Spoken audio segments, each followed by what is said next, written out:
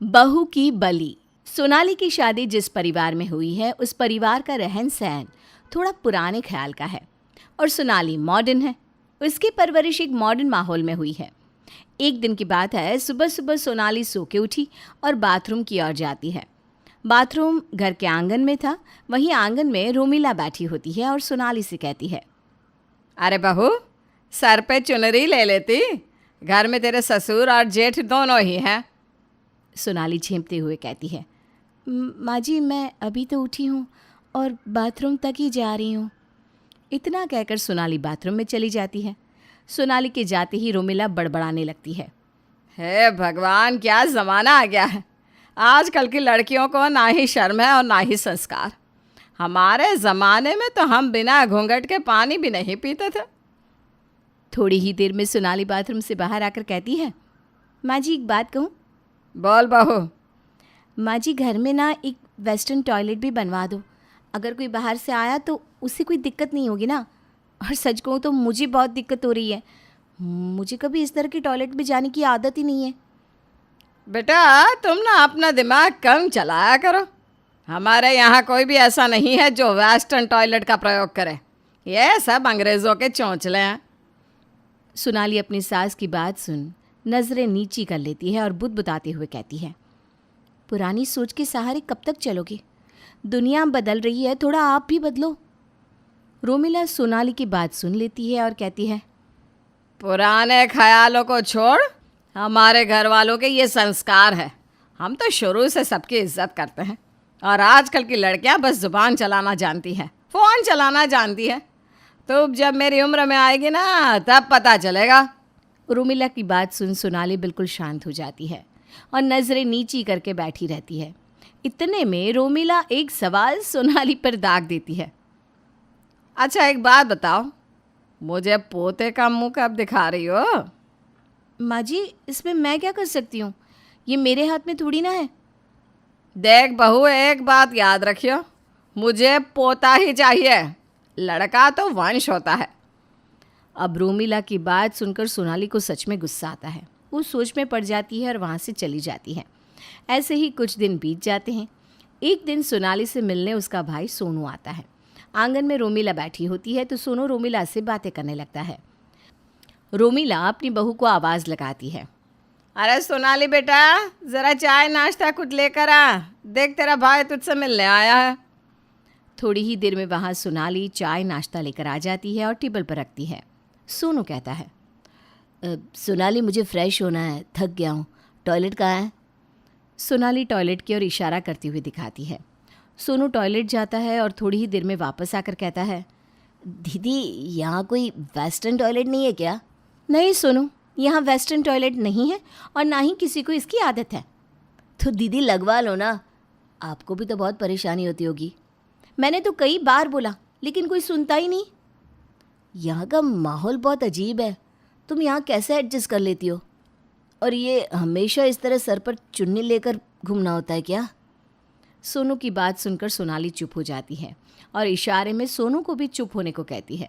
रोमिला दोनों की बातें सुन रही थी। कहती है, मैं तो पहली बार सुन रही हूँ कि किसी को टॉयलेट में दिक्कत हो रही है। तुम दोनों भाई बहन तो कैसी अनोखी बातें कर रहे हो।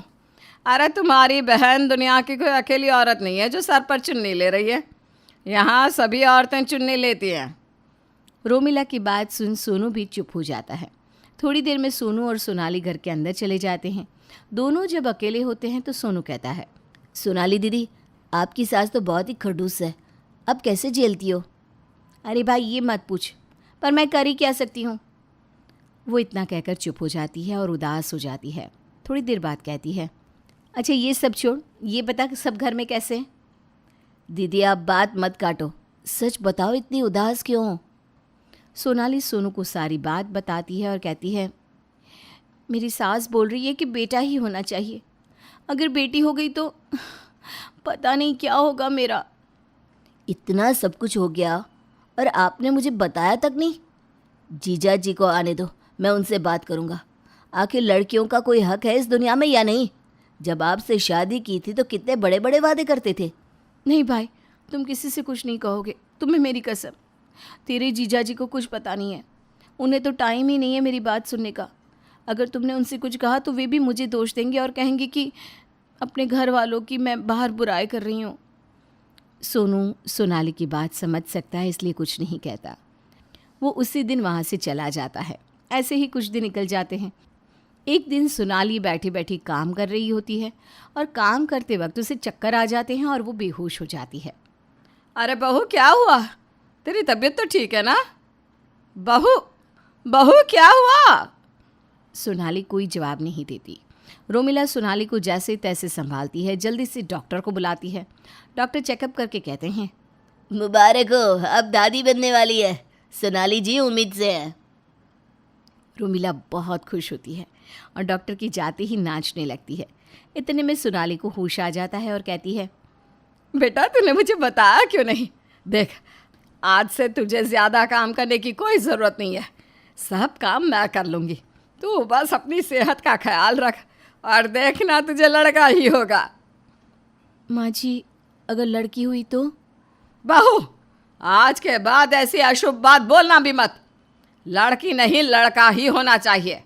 और हाँ, घूंघट करके बैठ जा। मोहल्ले की औरतें आ रही हैं बधाई देने। ऐसे बैठी रहेगी तो सब कहेंगे कि हमारे घर की बहू में संस्कार ही नहीं है।